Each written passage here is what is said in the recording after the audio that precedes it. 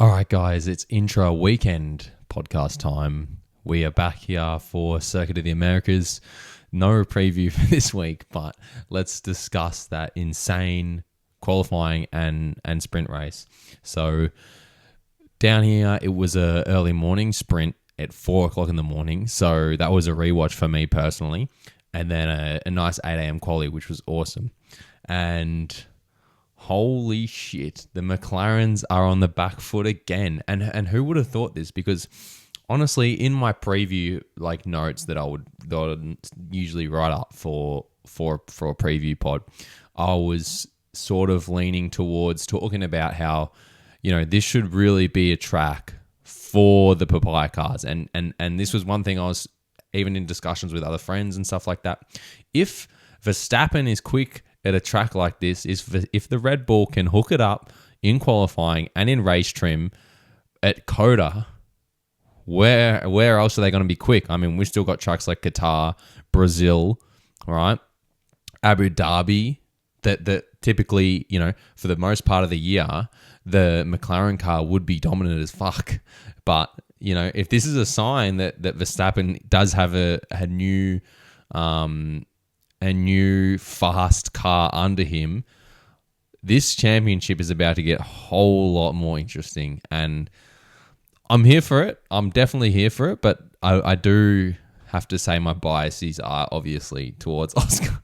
But if it was down to me, I was having this conversation before as well. If it's down to me, I would still take a McLaren, even if it's Lando, to win the championship over Verstappen. Because, Verstappen's had the last, 4 years. So that's my reasoning. I'm not mad because he's the best in the world. He's easily the best in the world, Verstappen. But I think it's going to be awesome that he's going to make this championship interesting. But obviously, I'm still hoping that Oscar comes out on top. So we had the sprint qualifying.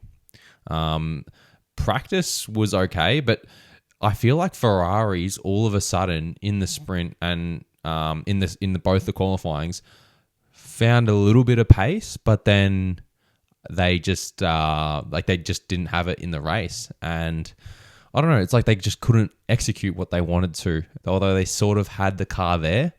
So if I'm Ferrari, I'm disappointed in that. I feel like they could have been ahead of Mercedes, and they probably weren't. So that's unfortunate for Ferrari fans because they've had such a tough year, and this isn't getting better. But yeah, it was a good sprint qualifying, but McLaren's never looked comfortable. Verstappen from the get-go, you could just tell that car was hooked. The car was so quick, and obviously Max being the best, just easily claimed pole. So the McLarens have got a lot of work to do for the race. I mean, we haven't seen the cars in a race trim in terms of like a long stint. Yeah, the sprint race is a 20 lapper or 19 lapper, but we will really aren't going to know until tomorrow. But having said that, we know that if Max gets in front after turn one, he usually doesn't look back. So there's a good chance he's winning this race. And the next thing for McLaren to do is just can they scrap some points? Can Piastri scrap some points? Can Norris scrap a podium?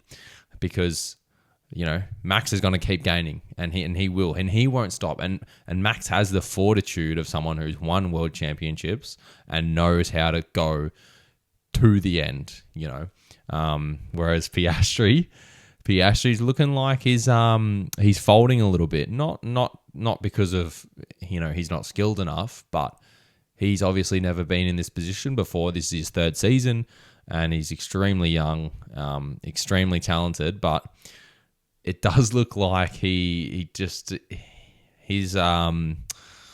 losing a little bit of composure. But that's okay. That's okay. He's got a long career ahead of him, and he'll pick it up. But yeah, so the sprint race this morning, the T1 incident for the McLaren. So my point of view is it's a textbook racing incident. Like a lot of people, I've seen a lot of Facebook groups of people talking about how Piastri chopped down on Hülkenberg and, completely his fault. Other people saying Norris ran him out wide.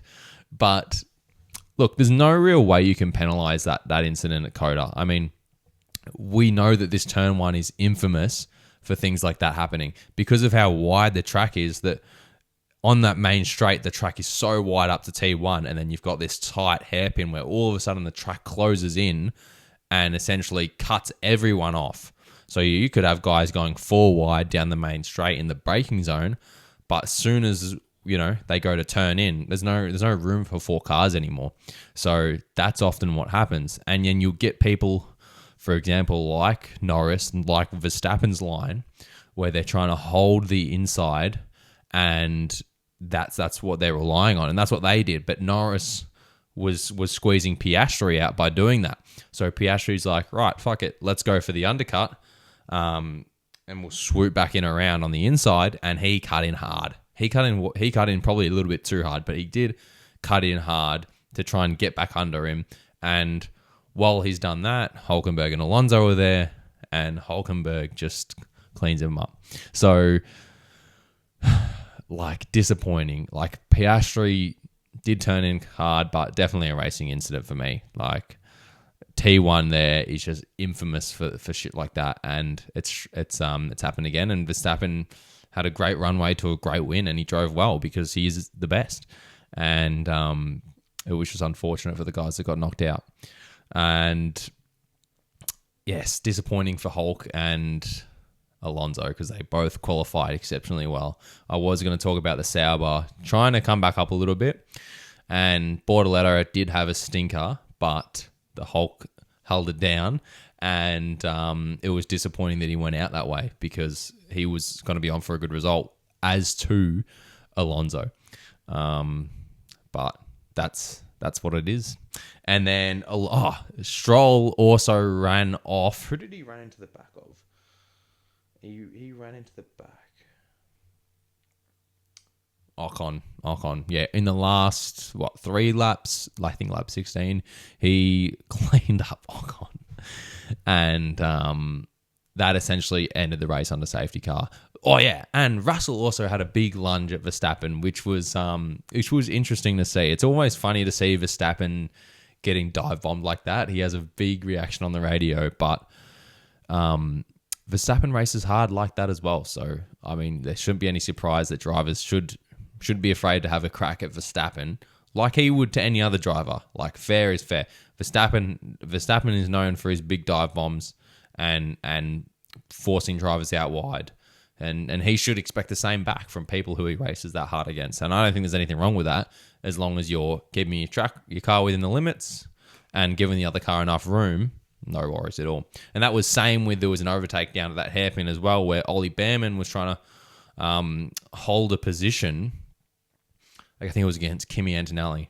And Behrman ran off the track and obviously had to let him go. But to me, that's more like Kimi is running out to the apex. But for Kimi to hold an inside line like that, and I always think that, and I think this is wrong about the F1 rules, where if you're able to get to that apex point and throw someone off the track, for me, if you're going to stick it up that inside, you need to hold that inside line and still allow the other car on the outside to be on the track as you're exiting the corner. Because if you're literally pushing them off the track to the point where all their 4 tyres are outside of the white lines, I don't think that's a fair move. I think that's I think that's just pushing them off and gaining an advantage.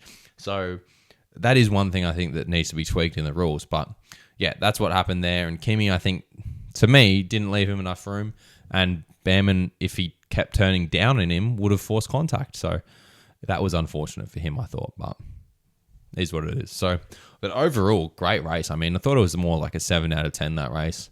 The sprint race was entertaining. Not so much at the front, but it's good when there's a lot of passes going on. And COTA is a track that definitely promotes shit like that. So very happy with that.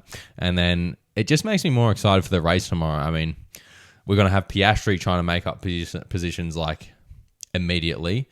Verstappen and Norris going to be battling. I feel like Norris has got to be ultra aggressive tomorrow against Verstappen, and he's got to take it to him, because that's the only way that the McLaren's going to win. If they can get around him, early in the race while they're still close, then Norris might have a chance of winning. But otherwise, Verstappen's just going to run away with it. Piastri, he's going to be sort of in damage limitation mode because starting from 6th, man, he just looks so uncomfortable in that car the whole quali. I mean, even when he's had his lap on in Q3 and like he was doing personal best, but it was just off. Like, I'm not sure what was wrong with the car. Like, the car didn't look like it was moving around like too much. It just was like not as quick. Like, they weren't able to take as much speed through the mid corner. So like they were having to brake earlier, and they were. It looked like they were picking up the throttle early because you could see even like Norris had a few moments where he was squirming on the exit because he was trying to pick up the throttle, but the car wasn't having it. And same with Piastri. So they were trying to pick up the throttle early, but I just don't know how they weren't able to carry enough mid-corner speed to have enough pace, which is surprising because this is supposed to be their strong track. This is supposed to be a track where they're dominant at by. They're supposed to have 5/10 on max, not the other way around. So I don't know, but Piastri really didn't look comfortable, and I mean it's going to be even tough to get a podium. I mean, I'd say for him, best like a good case, pick up a P4 or something like that, and just don't go out. You cannot afford to lose more points to Max because he's got his foot in the door now, and it's like he's going to be charging, especially if he's got a car this quick for the rest of the year. It's going to be off tap, but super keen for the race tomorrow. Looking forward to it. We'll see what happens, guys.